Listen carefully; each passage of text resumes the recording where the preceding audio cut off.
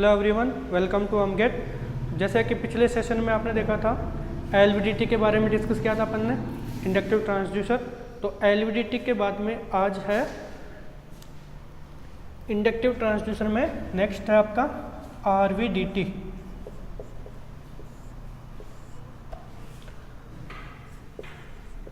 आरवीडीटी मतलब rotary variable differential transformer.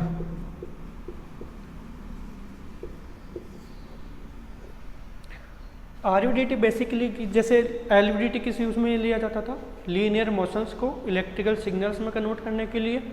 तो इसी प्रकार से आरवीडीटी का यूज है जो भी रोटरी मोशंस है या एंगुलर जो भी मोशंस है, एंगुलर जो भी डिस्प्लेसमेंट है, उनको इलेक्ट्रिकल सिग्नल्स में कन्वर्ट करने के लिए।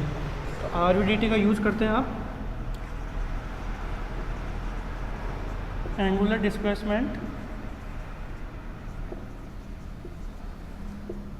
को मेजर करने के लिए या फिर इसे इलेक्ट्रिकल सिग्नल्स में कन्वर्ट करने के लिए आरवीडीटी का यूज होता है।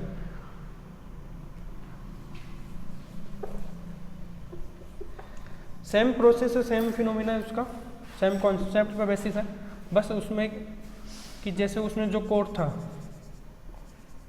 वो लीनियरली वेरी कर रहा था, लीनियरली मूवमेंट कर रहा था उसमें। इसमें क्या होता है, जो कोर होता है आपका, जो कोर होता है आपका वो एक शाफ्ट से कनेक्टेड होता है।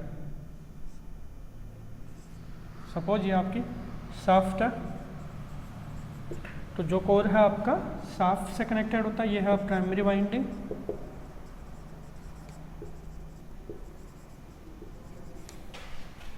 और इधर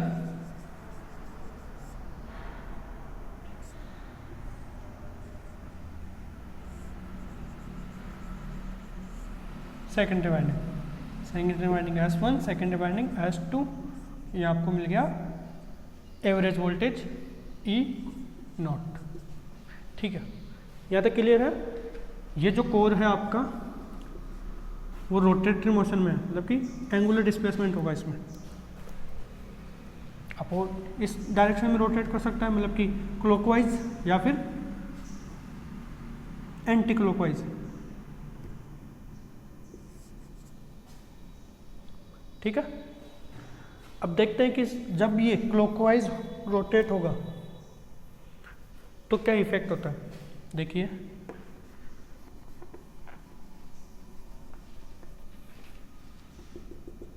इनिशियली इस पोजीशन में था सेंटर पे, ये शाफ्ट है। यदि ये क्लॉकवाइज रोटेट कर रहा है, मतलब कुछ ऐसे,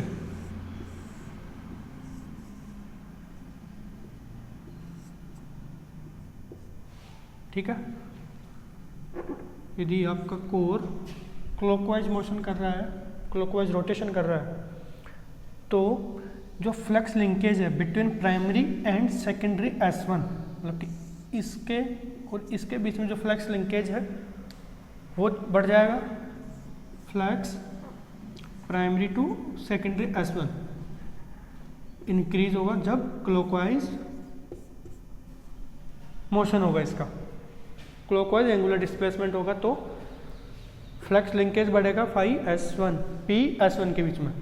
ठीक है, तो इस प्रकार से यहाँ का जैसे वोल्टेज E1 था और यहाँ E2 है, तो E1 माइनस E2 यदि आपने किया है तो ये वोल्टेज E1 की वैल्यू ज़्यादा हो जाएगी। ठीक है, सेम देखिए, यदि ये एंटी क्लॉकवाइज मोशन में, एंटी क्लॉकवाइज एंगुलर डिस्प्लेसमेंट हुआ इसमें, तो प्राइमरी वाइंडिंग और सेकेंडरी वाइंडिंग S2 में फ्लक्स लिंकेज ज़्यादा होगा। फ्लक्स लिंकेज ज़्यादा होगा तो EMF ज़्यादा प्रोड्यूस होगा और E2 की वैल्यू ज़्यादा हो जाएगी इस केस में। ये कब है, एंटी क्लॉकवाइज में। क्लियर है यार। ये सेम फिनोमिना है, सेम कॉन्सेप्ट है, बस इसमें कोर का जो मूवमेंट है वो एंगुलर पोजीशन में, मतलब कि एंगुलरली ये रोटेट करेगा आपका। तो एंगुलर डिस्प्लेसमेंट को मेजर करने के लिए RVDT का यूज़ करता है। ठीक है, अब बात करते हैं आपका इसकी सिग्नल कंडीशनिंग सर्किट के बारे में। जो भी इंडक्टिव ट्रांसड्यूसर जिसमें LVDT या फिर RVDT आपने डिस्कस किया अभी, उनकी सिग्नल कंडीशनिंग सर्किट के बारे में बात करते हैं। तो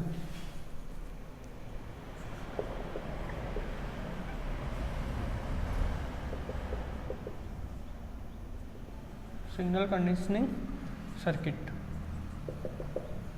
देखिए, सबसे पहले ये देखिए कि इसकी रिक्वायरमेंट क्यों है, सिग्नल कंडीशनिंग सर्किट की रिक्वायरमेंट क्यों है आपको, उससे डिस्कस करते हैं।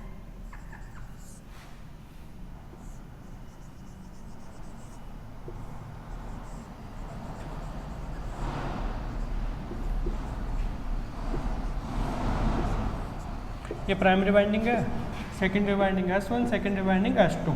ठीक है, सपोज जब इनिशियली कोर आपका नल पोजीशन पे है, ये आपका नल पोजीशन पर है, तो मैं आइडियल केस लेके चल रहा हूँ कि आउटपुट जो इनोट मिलेगा वो 0, आइडियल केस लेके चल रहा हूँ। कोई भी इसमें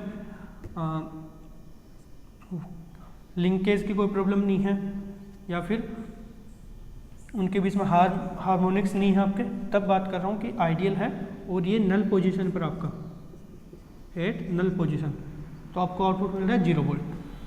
ठीक है, अब यदि कोर अपवर्ड मूवमेंट हुआ, मतलब कि ऊपर की तरफ मूव कर रहा है कोर, तब आपको आउटपुट वोल्टेज, क्योंकि ई नोट तो क्या है, एल्जेब्रिक सम है, तो आपको आउटपुट वोल्टेज मिला ई नोट पॉजिटिव। ठीक है,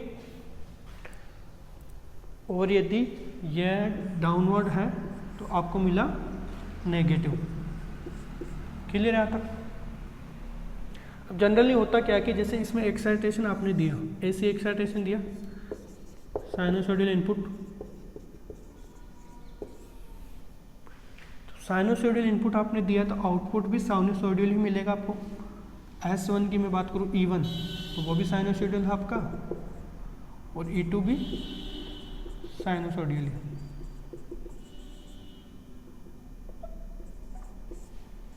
ठीक है यहाँ तक?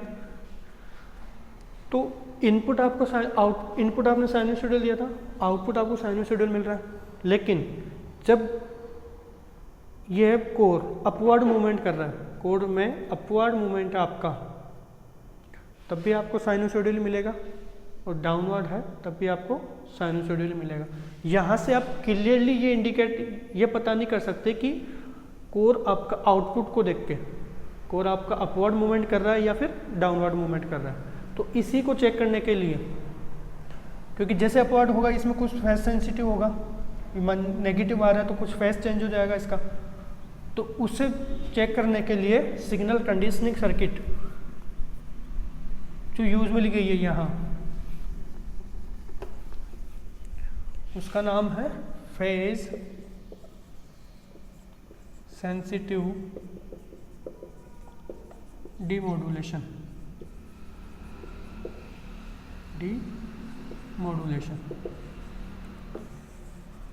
फेज सेंसिटिव डिमोडुलेशन सर्किटरी यहाँ पे यूज में ली गई है। इसमें क्या है, आपने 2 फुल वेव रेक्टिफायर लगा दिए,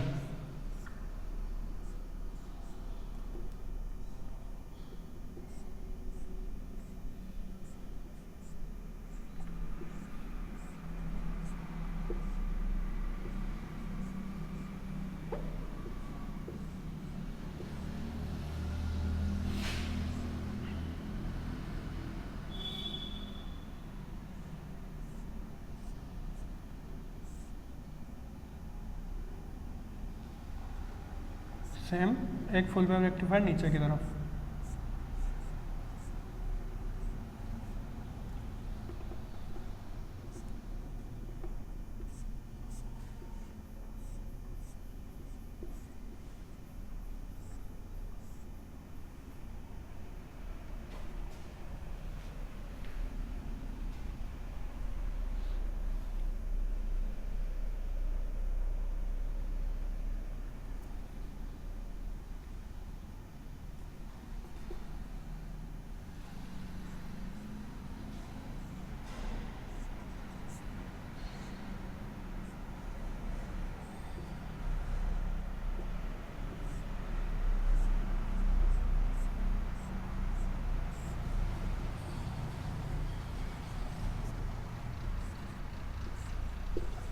ठीक है, आपने यूज़ किया है full wave rectifier. Full wave rectifier, तो इससे क्या होगा कि जैसे आपका कोर अपवर्ड मूवमेंट कर रहा है तो आउटपुट आपको मिलेगा पॉजिटिव और नीचे नेगेटिव, लेकिन फेज आपको विद फेज आपको यहाँ से फेज का पता चल जाएगा। अगर कि अपवर्ड मूवमेंट कर रहा है तो फेज का पता चल जाएगा, डाउनवर्ड में भी। तो सिग्नल कंडीशनिंग सर्किट आपका क्लियर हुआ, फेज सेंसिटिव डिमोडुलेशन। ठीक है, अब बात करते हैं कि जैसे आपने कोर यूज में लिया है, कोर आपने यूज में लिया है, तो ये कोर किस मटेरियल का होना चाहिए for good better performance of LVDT. Better performance of LVDT core material कौन सा होना चाहिए? तो कोर मटेरियल की मैं बात करूं, कोर मटेरियल की मैं बात करूं अगर, तो ये हाईली परमेबल होना चाहिए, हाई परमेबिलिटी होनी चाहिए इसकी। हाई परमेबिलिटी होने के पीछे रीजन क्या है कि एक तो इसमें हार्मोनिक्स कम हो जाएंगे, लो हार्मोनिक्स। सेकंड, लो नल वोल्टेज।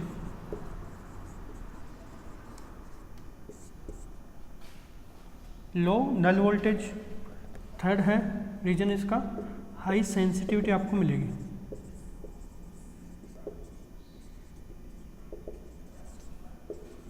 देखिए कोर का मतलब कि जो कोर है आपका, आप क्या चाहते हो कि यहाँ से जो फ्लक्स जनरेट हो रहा है वो फ्लक्स इस वाली कोयल सेकेंडरी कोयल में ज़्यादा से ज़्यादा लिंक हो, उनके बीच में कपलिंग ज़्यादा से ज़्यादा हो, फ्लक्स लिंकेज ज़्यादा से ज़्यादा हो। इस वजह से ये जो मटेरियल है कोर का वो एक मेन रोल प्ले करेगा, तो वो होना चाहिए हाई परमेबिलिटी उसमें होनी चाहिए वो। और फेरोमैग्नेटिक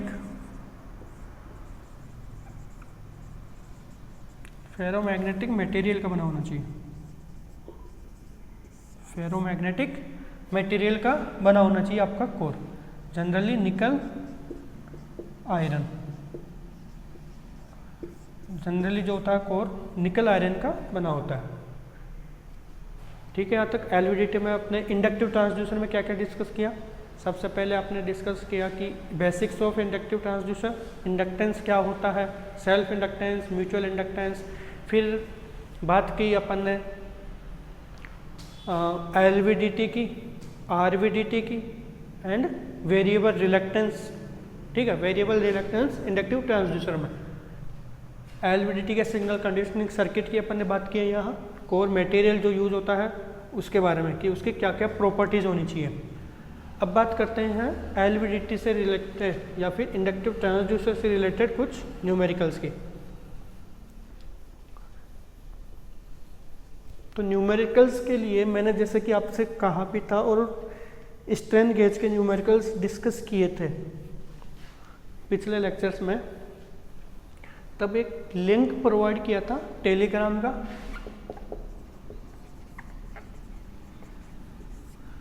तो सेम प्रोसेस जैसे उस दिन डिस्कस किया था स्ट्रेन गेज के क्वेश्चंस, उसी प्रकार मैं आज करने वाला हूँ। टेलीग्राम पे मैंने एलवीडीटी के क्वेश्चंस की पीडीएफ सेंड की है, एक फ़ोटो सेंड किया है, तो वहाँ से पहले आप उन क्वेश्चंस को देखिए, खुद से करने की कोशिश कीजिए। ठीक है, टाइम है आपके पास, उनको खुद से करने की कोशिश कीजिए, बाकी मैं यहाँ डिस्कस कर रहा हूँ।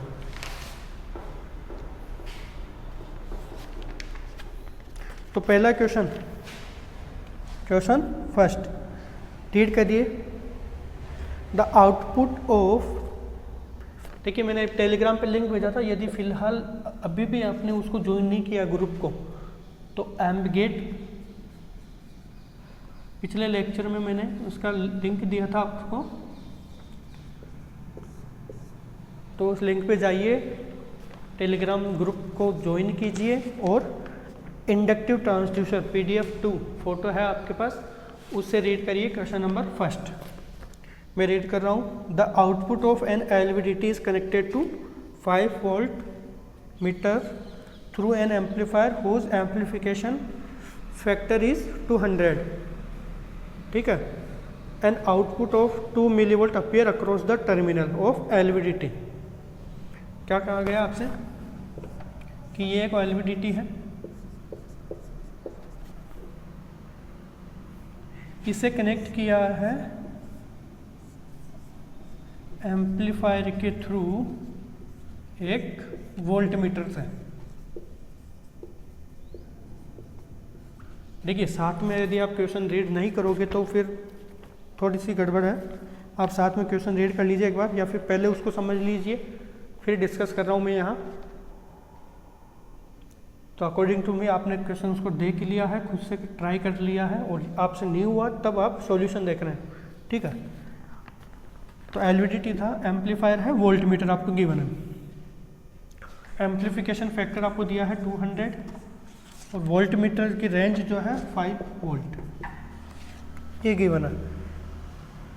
और क्या कहा है कि यहाँ जो आउटपुट LVDT का output of LVDT, output of LVDT है 2 मिली वोल्ट, यहाँ अपीयर हो रहा है 2 मिली वोल्ट। जब कोर आपका मूव कर रहा है 0.4 mm, कोर मूवमेंट कितना है 0.4 mm। पूछा है आपसे sensitivity of LVDT। First question में पूछा है सेंसिटिविटी ऑफ LVDT। तो सेंसिटिविटी ऑफ LVDT क्या होगी, output voltage, output divided by input. Output क्या है 2 मिली वोल्ट, और इनपुट क्या था, किस वजह से ये हो रहा है आउटपुट, डिस्प्लेसमेंट की वजह से। तो डिस्प्लेसमेंट कितना है 0.4 mm, 0.4 mm। तो ये कितना हो गया 5 मिली वोल्ट पर mm। क्लियर है यहाँ तक। सेकंड आपसे पूछा है सेंसिटिविटी ऑफ होल सेटअप, कि ये जो पूरा सेटअप है इसकी सेंसिटिविटी क्या होगी। तो इससे पहले मैं एक आपसे चीज़ डिस्कस करता हूँ कि जैसे सपोज ये कोई सिस्टम S1 है, इसकी सेंसिटिविटी भी S1 है। ये कोई सिस्टम है, उसकी सेंसिटिविटी S1 है। इसके पैरेलल में या कैस्केड में एक कनेक्शन है, कैस्केड में कोई दूसरा सिस्टम लगा है, उसकी सेंसिटिविटी आपको दी है S2, और ऐसे अप टू 1। अब ये सेंसिटिविटी हो सकती है, या फिर जैसे एम्पलीफायर है, एम्पलीफायर के केस में सेंसिटिविटी या फिर एम्पलीफिकेशन फैक्टर वही सेंसिटिविटी होती है। तो ओवरऑल जो सेंसिटिविटी होगी, ओवरऑल की बात करूँ तो इन सभी का multiplication S1 S2 S3। Clear है यहाँ तक। अब देखिए क्वेश्चंस को, पूछा है ओवरऑल सेंसिटिविटी।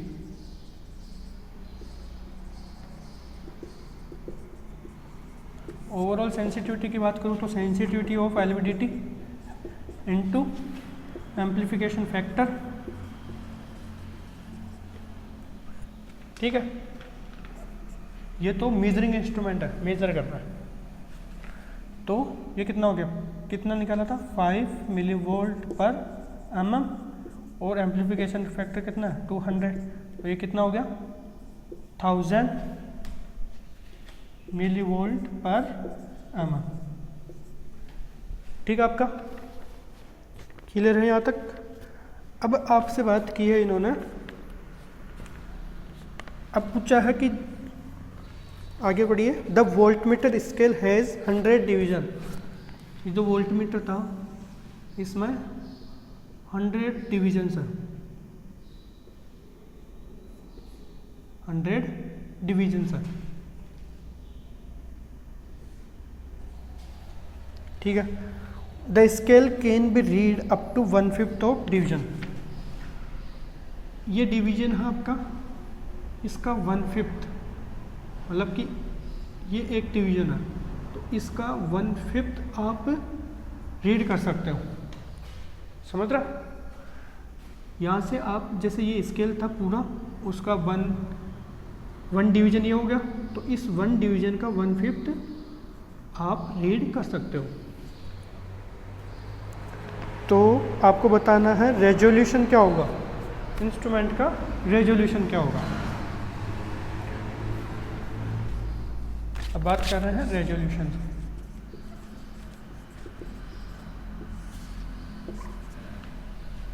रेजोल्यूशन मतलब कि मिनिमम वोल्टेज कितना आप मेजर कर रहे हो वो। देखिए आप 100 डिवीजन में आप मेजर कर रहे हो 5 वोल्ट, पूरा स्केल आपका 5 वोल्ट का। तो एक डिवीजन में आप कितना मेजर कर रहे हो, 5/100 वोल्ट। ठीक है। यहाँ से फिर कहा है आपसे कि we can measure up to 1/5 of 1 division. एक डिवीजन में इतना कर रहे हैं तो 1/5 में कितना मेजर करेंगे। इन 1/5 वी विल मेजर 1/100 वोल्ट। और यही क्या होगा आपका रेजोल्यूशन, मतलब कि 1/5 पार्ट ऑफ 1 डिवीजन ही क्या आपका रेजोल्यूशन। मिली वोल्ट में आपसे पूछा है तो ये हो गया 10 मिली वोल्ट। रेजोल्यूशन होगा आपका 10 मिली वोल्ट। तो क्लियर है फर्स्ट क्वेश्चन। अब बात करते हैं सेकंड क्वेश्चन की।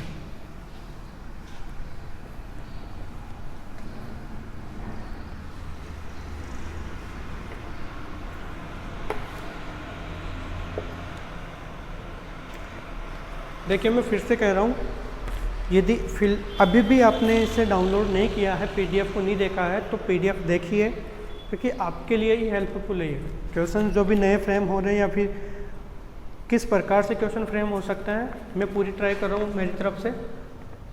तो एक बार ज़रूर आप देखिए, खुद से करने की कोशिश कीजिए, क्योंकि मैं तो यहाँ सॉल्यूशन प्रोवाइड करवा ही रहा हूँ। खुद से आप करोगे तभी तो पता चलेगा आप कितने गहराई में हो।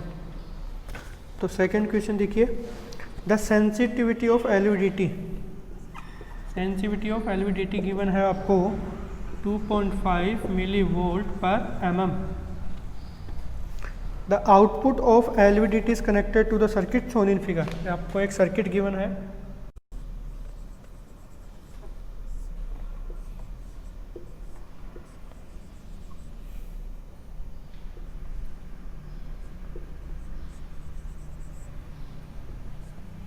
इसने ग्राउंड कर रखा है, और ये कनेक्टेड है आपका एम्पलीफायर सर्किट से, मतलब ऑप एम्प सर्किट से।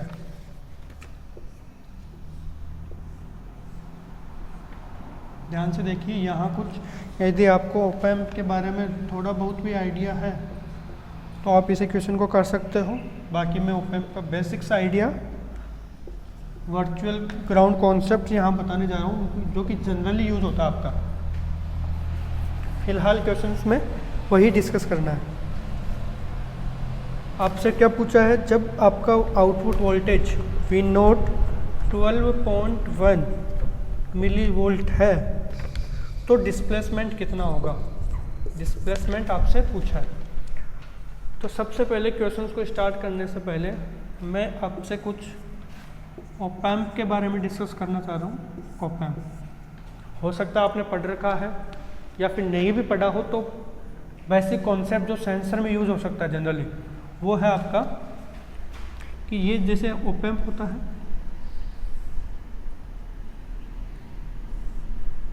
दो इनपुट टर्मिनल, एक आउटपुट टर्मिनल। ठीक है यहाँ तक। ये नॉन इन्वर्टिंग टर्मिनल, ये इन्वर्टिंग टर्मिनल, या फिर इसे इन्वर्टिंग टर्मिनल कह दीजिए, ये नॉन इन्वर्टिंग टर्मिनल। ठीक है। अब इसमें होता क्या है कि जैसे आपने फीडबैक लगाया, ये आपका लगा हुआ है फीडबैक, RF फीडबैक रजिस्टर। तो वर्चुअल कॉन्सेप्ट क्या है, वर्चुअल ग्राउंड कॉन्सेप्ट VGC, उसके अकॉर्डिंग क्या होता है कि यहाँ देखिए नॉन इन्वर्टिंग टर्मिनल पर जो वोल्टेज है, सपोज V1,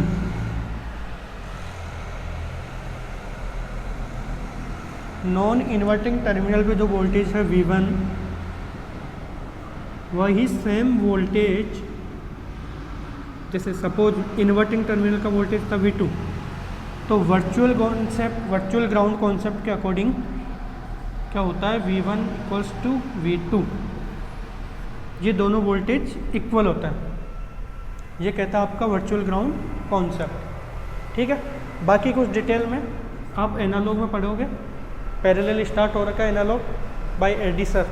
ठीक है, तो वहाँ आपको डिटेल में डिस्कस करने जा रहे हैं, आपसे डिटेल में डिस्कस करेंगे इसके बारे में, पूरी सर्किटरी क्या है, इनपुट इम्पीडेंस क्या है, आउटपुट इम्पीडेंस क्या है, फीडबैक कौन सा है, वो सब कुछ एनालॉग में डिस्कस करेंगे आपसे। तो फिलहाल आपके लिए या सेंसर में बात करूं, ओपैम्प का यूज केवल वर्चुअल ग्राउंड कॉन्सेप्ट का है इस क्वेश्चन में, या फिर आगे आने वाले क्वेश्चंस में भी। बाकी एनालॉग में आप सीख लोगे तो वहाँ से आपको क्लियर आइडिया हो जाएगा। देखिए, यदि सेंसर की मैं बात करूं, सेंसर सब्जेक्ट, तो सेंसर सब्जेक्ट यदि आप पेपर उठा के देखोगे कोई सा भी पिछले ईयर का, तो आपको ओपैम्प के क्वेश्चन मिलेंगे मिनिमम 5 से 6, मतलब कि सभी क्वेश्चंस में 5 से 6 क्वेश्चन ऐसे होंगे, उनमें आपको ओपैम्प सर्किट बना हुआ दिखेगा। हो सकता है वो एनालॉग से रिलेटेड हो और हो सकता है सेंसर से रिलेटेड हो। तो सेंसर के जो भी अच्छे क्वेश्चन फ्रेम होंगे उनमें वो आपको ओपैम्प लगा के ही देगा, मतलब कि आपका एनालॉग भी टेस्ट जो करना चाहेगा वो सेंसर के थ्रू एनालॉग का टेस्टिंग हो जाएगी। ठीक है, अब यहाँ क्वेश्चन में आओ भाई, क्वेश्चन देखते हैं भाई। अपना V0 आपसे गिवन है और डिस्प्लेसमेंट आपसे पूछा है। तो अभी क्या डिस्कस किया था, वर्चुअल ग्राउंड कॉन्सेप्ट। सॉल्यूशन में करता हूँ उसका according to virtual ground concept. यहाँ V1 मैंने माना, तो V1 क्या होगा, नॉन इन्वर्टिंग टर्मिनल पे वोल्टेज कितना है, ग्राउंड है, ग्राउंड का मतलब 0 वोल्ट, तो V1 कितना हो गया, 0 वोल्ट। यहाँ मानिए V2। ठीक है, KVL KCL आपको आता होगा, तो मैं लगा रहा हूँ KCL। अब देखिए, ये 0 वोल्ट था, ये 0 वोल्ट यहाँ आ गया, ये भी 0 वोल्ट है। यदि ये 0 वोल्ट है, ये 0 वोल्ट है, तो ये तो ब्रांच हो गई डेड। डेड का मतलब इसमें कोई करंट फ्लो नहीं हो रही। ठीक है, अब बात करते हैं यहाँ से कि KCL क्या कहता है, incoming current must be equals to outgoing current, या फिर sum of incoming current equals to sum of outgoing current. तो इधर से जो करंट आ रही है, सपोज I, अब ओपैम्प क्या होता है, हाई इनपुट इम्पीडेंस होता है ओपैम्प का, तो ओपैम्प में तो करंट जा नहीं सकती। ठीक है, तो ये करंट जाएगी किधर, इधर, ये करंट आई इस तरफ लो गई। तो इक्वेशन लिखिए आई की, आई क्या होगी, V2 माइनस V1, V1 कितना है 0 वोल्ट, डिवाइडेड बाई 2K। ठीक है, यहाँ से फिर 0 माइनस V0 ओवर 5K, कैसे K कैंसिल। यहाँ से V2 की वैल्यू फाइंड आउट करने की कोशिश कीजिए। V2 क्या हो गया, V2 हो गया आपका minus of V0 divided by 5 into 2, मतलब माइनस ऑफ V0 2/5, और V0 की वैल्यू आपको गिवन है 12.5, तो minus 2 into 12.5/5 V0 equals to 25/5 5 milli volt. आपको V2 मिल गया आपको 5 मिली वोल्ट, 5 मिली वोल्ट आपको मिल गया V2, जो कि क्या है LVDT का आउटपुट। क्लियर है यहाँ तक। अब देखिए, ओपैम्प का काम आपका हो गया, V2 आपको मिल गया 5 मिली वोल्ट। अब आपको दे रखा है X पूछा, इसका डिस्प्लेसमेंट कितना होगा वो पूछा है, सेंसिटिविटी दे रखी है आपको। अब देखिए, सेंसिटिविटी में सबसे इजी चीज़ क्या होती है, आप पकड़ के चलो, मतलब सबसे कंसंट्रेट करिए आप उसकी यूनिट्स पर। यूनिट्स क्या है, मिली वोल्ट पर mm।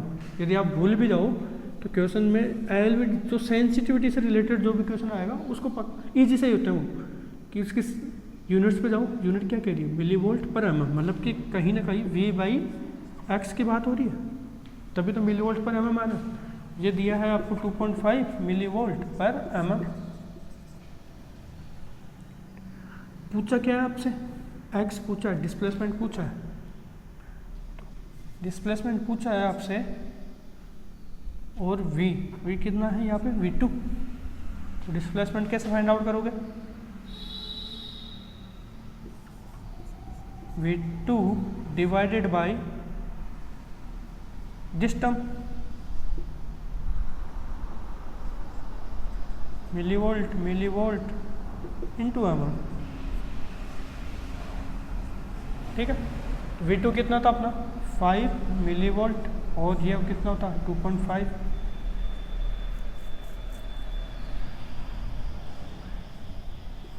ये चल रहा था आपका v2 minus 0 by 2k 0 minus v0 by 5। v2 आपका चल रहा था नेगेटिव में, तो नेगेटिव साइन, तो ये कितना हो गया 2 माइनस 2 mm,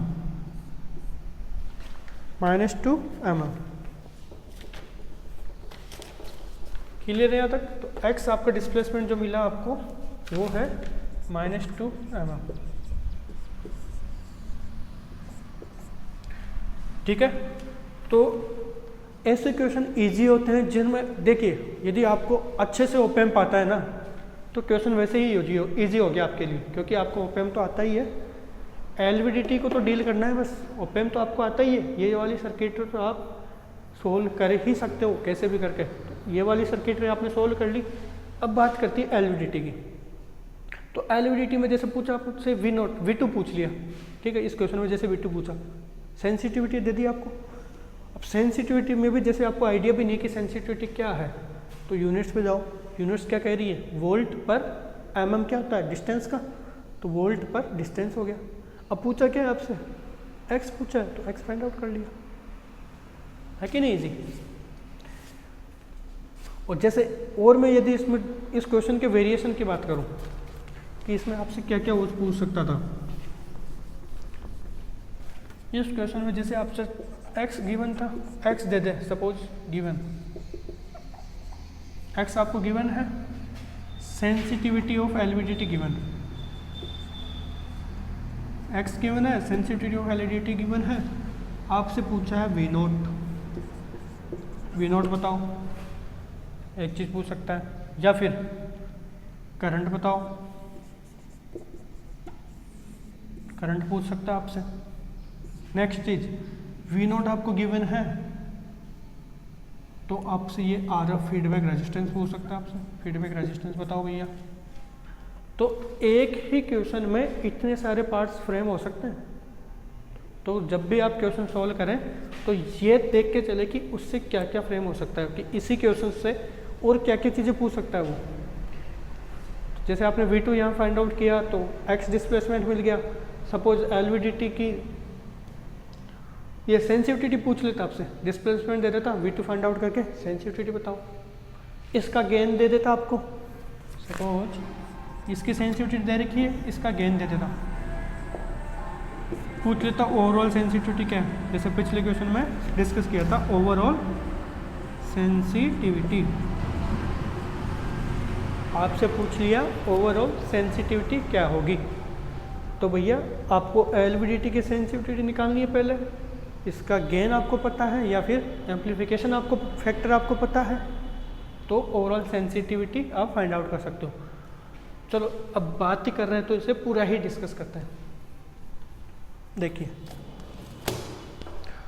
अब देखिए कि जैसे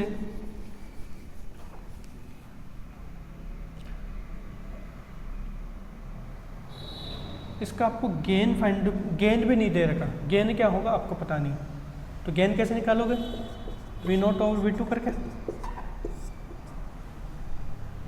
ठीक है, ये मिल गया आपको गेन।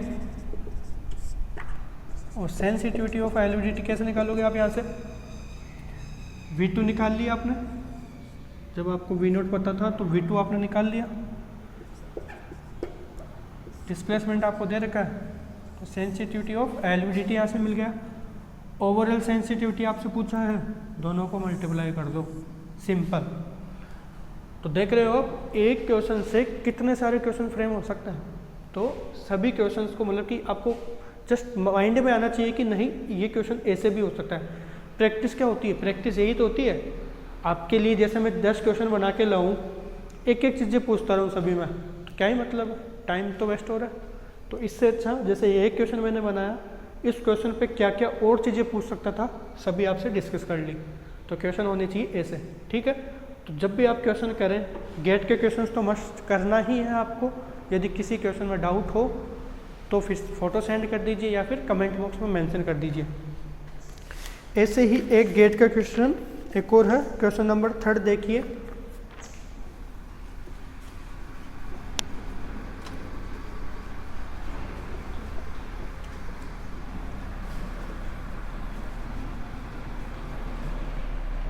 क्वेश्चन नंबर 3 देखिए भैया, सिंपल सा मेरा मोटो यही है कि जैसे अभी मैं ऑनलाइन आपको लेक्चर प्रोवाइड करवा रहा हूँ सेंसर के फ्री ऑफ कॉस्ट। तो सिंपल सा मोटो यही है कि जैसे मैं इंस्ट्रूमेंटेशन ब्रांच से रिलेटेड हूँ, तो बीटेक मैंने की हुई है।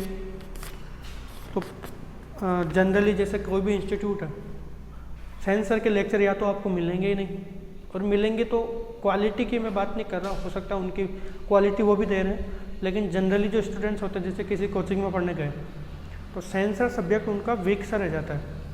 तो उस वीकनेस को दूर करने के लिए ही मैंने चैनल स्टार्ट किया कि सेंसर वाला जो सब्जेक्ट है, कोर जो सब्जेक्ट है, उससे आपको इम्प्रूव कर दूँ। मतलब कि कोर सब्जेक्ट में आपको इतना बेस्ट कर दूँ कि बस कोर के आपके 10 नंबर कहीं ना जाए। और यदि आपको कॉन्फिडेंस केवल कोर में आए, यदि आपका कॉन्फिडेंस बन गया, ठीक है, कोर सब्जेक्ट में आपका कॉन्फिडेंस बन गया ना एक बार, तो नेटवर्क, एनालॉग, सिग्नल सिस्टम, इनमें तो ऑटोमेटिकली कॉन्फिडेंस आ जाएगा। आप सोचोगे जब मेरे को कोर आता है तो वो तो सब्जेक्ट कॉमन है, वो तो आ ही जाएंगे भैया। तो इसी वजह से मेरा मोटो यही है कि सेंसर जो सब्जेक्ट अपना कोर सब्जेक्ट है, EIC ब्रांच या फिर इंस्ट्रूमेंटेशन ब्रांच, उसे इम्प्रूव करो, कोर सब्जेक्ट पर ज़्यादा फोकस करो। क्योंकि कोर सब्जेक्ट आपको पता भी नहीं चलेगा कि किस तरफ से क्वेश्चन आ गया। आप सोचोगे नहीं एनालॉग का क्वेश्चन है, लेकिन वो होगा किसका? कोर सब्जेक्ट का, जैसे अभी डिस्कस किया था, ठीक है। तो कोर सब्जेक्ट मेन सब्जेक्ट होता है किसी भी स्ट्रीम के लिए। तो इसी वजह से मेरा मोटो यही है कि कोर सब्जेक्ट पे फोकस करें, अच्छे ज़्यादा से ज़्यादा इसकी प्रैक्टिस करें। क्वेश्चंस की मैं बात कर रहा हूँ तो क्वेश्चंस मैं यहाँ प्रोवाइड करवा ही रहा हूँ, तो बस मेहनत आपको करनी है और अच्छे से रैंक लाइए बस। तो गेट का क्वेश्चन देखिए, एक an LVDT is supplied with a sinusoidal voltage of amplitude 5 volt and frequency 1 kilohertz. एक LVDT है,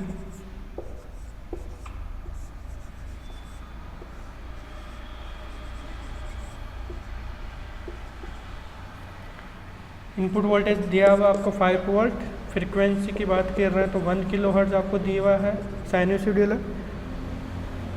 आउटपुट जो है एक AC volt meter,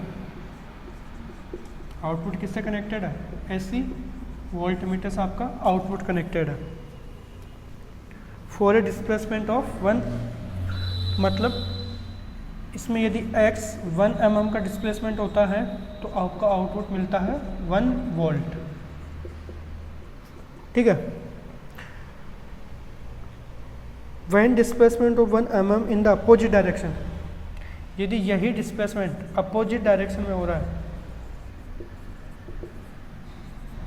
opposite direction, जैसे पहले अपवर्ड हो रहा था तो इस बार मान लीजिए डाउनवर्ड हो रहा है, और कितना हो रहा है? 1 mm का,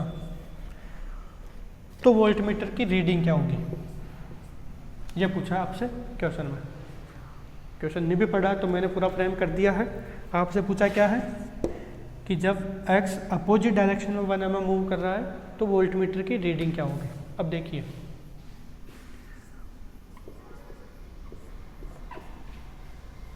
एलवीडीटी में जैसे आप आउटपुट मेजर कर रहे हो एसी वोल्ट मीटर से, ठीक है। तो जब एसी की केस की बात करूं मैं, एसी वोल्ट मीटर की केस की बात करूं, तो इस कंडीशन में जो वोल्टेज वोल्ट मीटर जो मेजर करेगा वो करेगा आपका आरएमएस वैल्यू, ठीक है। वोल्ट मीटर क्या मेजर करेगा आपका आरएमएस वैल्यू। ये वैल्यू कौन सी है, आरएमएस वैल्यू। आपको गिवन है तो बेस्ट है, नहीं गिवन है तो मान लीजिए वो आरएमएस वैल्यू, क्योंकि एसी वोल्ट मीटर मेजर कर रहा है। जब आरएमएस वैल्यू है तो उसमें तो प्लस माइनस का तो मीनिंग ही नहीं है कोई। तो ये 1 mm अपवर्ड मूवमेंट कर रहा था, 1 वोल्ट दे रहा था। यदि ये डाउनवर्ड 1 mm मूव करेगा तो भी तो आपको आउटपुट 1 वोल्ट ही मिलेगा। यदि मैं जनरल बात करूं, आरएमएस नहीं लूं, यदि एसी वोल्ट मीटर नहीं है, आरएमएस आप नहीं ले रहे, तो आपको मिलना चाहिए था -1। आपको क्या मिलना चाहिए था, -1, जो कि ऑप्शन में भी है, और आप उसे लगा देते टिक और हो जाता आपका गलत, ठीक है भैया। तो लेकिन आपसे कहा है एसी वोल्ट मीटर है, और कॉन्सेप्ट ये है AC volt meter RMS value को शो करेगा। तो आरएमएस के केस में माइनस साइन का कोई इंपॉर्टेंस नहीं है, कोई रोल नहीं है, तो आउटपुट आपका फिर से क्या रह जाएगा, 1 वोल्ट। क्लियर हुआ है कि नहीं हुआ? तो डाउट अच्छे से क्लियर कर लेना ये आरएमएस वाला, ठीक है। यहाँ तक आपका इंडक्टिव ट्रांसड्यूसर के कॉन्सेप्ट क्लियर होना चाहिए, और क्वेश्चंस मैंने करवा दिए, और अच्छे से किसी क्वेश्चन से, जैसे वो ओपन वाला क्वेश्चन डिस्कस किया था, अच्छे से डील किया अपन ने। तो उम्मीद करता हूँ यहाँ तक आप सबको सब कुछ क्लियर है। बाकी नेक्स्ट क्लास में देखते हैं कैपेसिटिव ट्रांसड्यूसर। Thank you.